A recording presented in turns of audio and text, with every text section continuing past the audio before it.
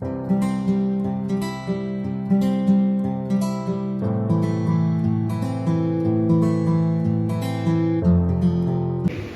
partir do versículo de número 23.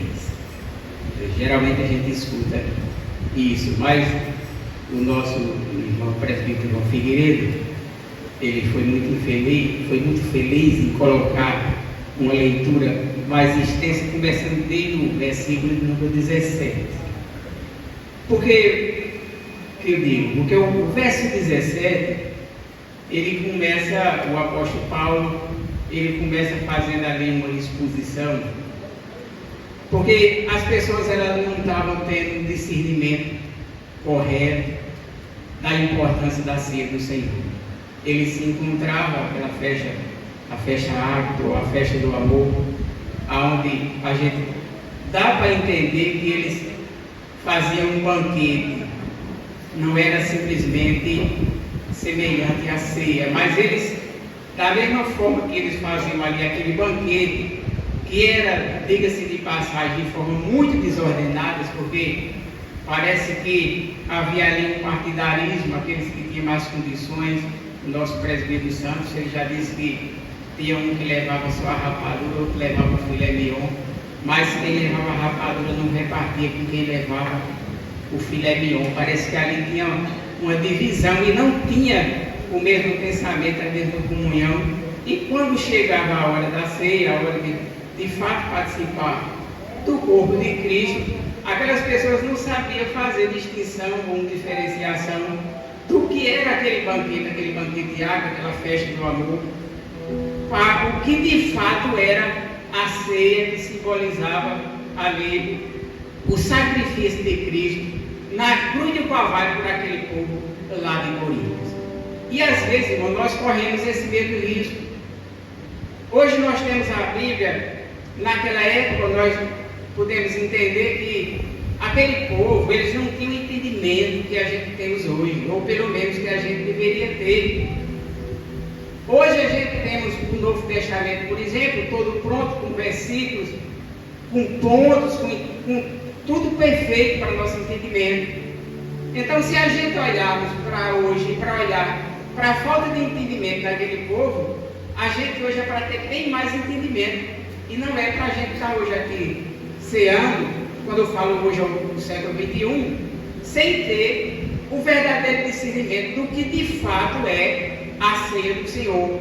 Esse apontamento para o que Cristo fez, esse apontamento para o que Cristo vai fazer um dia lá no céu, Ele mesmo servindo a ceia para nós, esse apontamento para o presente, do que de fato simboliza esse momento de comunhão, para a preocupação com o outro. Porque o apóstolo Paulo, ele começa no capítulo de número 1, aliás, no versículo 1 do capítulo 11, no verso 2 mais exatamente, ele diz: de fato eu vos louvo, porque em tudo vos lembrais de mim, e retendes e guardais as tradições assim como vos entreguei. Se você observar, o apóstolo Paulo está dizendo aí no capítulo 11, no verso 2, quando ele diz eu vos louvo, essa versão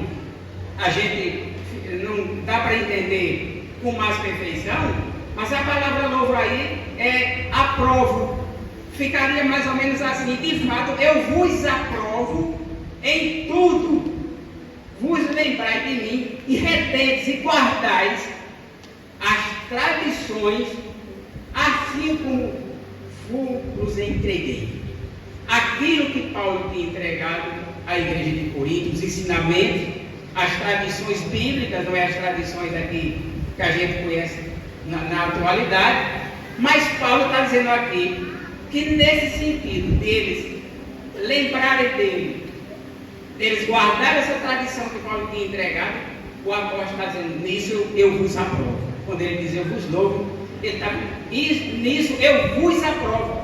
Mas quando chega no capítulo 11 e no verso 17, onde o nosso presbítero irmão João fez a leitura, já não tem a mesma aprovação quanto a organização ou a falta de organização que havia no dia da ceia do Senhor. Se lá ele está aprovando por causa de guardar a tradição e de lembrar do que Paulo tinha dito, no verso 17 ele diz: nisto, porém, que vos prescrevo, eu não vos aprovo. Eles estavam de parabéns pelo que eles guardavam da palavra que Paulo tinha ensinado a respeito das tradições. Eu acredito que ele estava aqui expondo a lei, ele estava expondo aqui Cristo. Mas quando ele escreve a respeito do que estava acontecendo no dia da ceia, ele diz: nisto eu não vos aprovo. Porquanto vos ajuntais, não para melhor, mas para pior. Olha o que estava acontecendo na igreja de Corinto. O ajuntamento, pode-se dizer assim, o ajuntamento, por isso a gente até dá para entender que eles, por quanto vos ajuntais, porque nós não estamos aqui para um ajuntamento, nós estamos muito mais que isso. Nós estamos aqui para ter o mesmo foco, o mesmo pensamento, cear com o mesmo entendimento. Não é para ver entre nós essa falta de entendimento da importância que tem a Santa Ceia do Senhor. E ele diz, o verso 18: porque antes de tudo eu estou informado a haver divisões. E não é a primeira vez que Paulo ele censura as pessoas por divisões.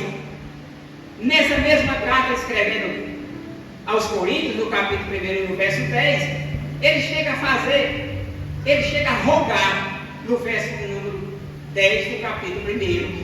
Ele diz: rogo-vos, irmãos, pelo nome do nosso Senhor Jesus Cristo, que falais todos as mesmas coisas e que não haja entre vós divisões.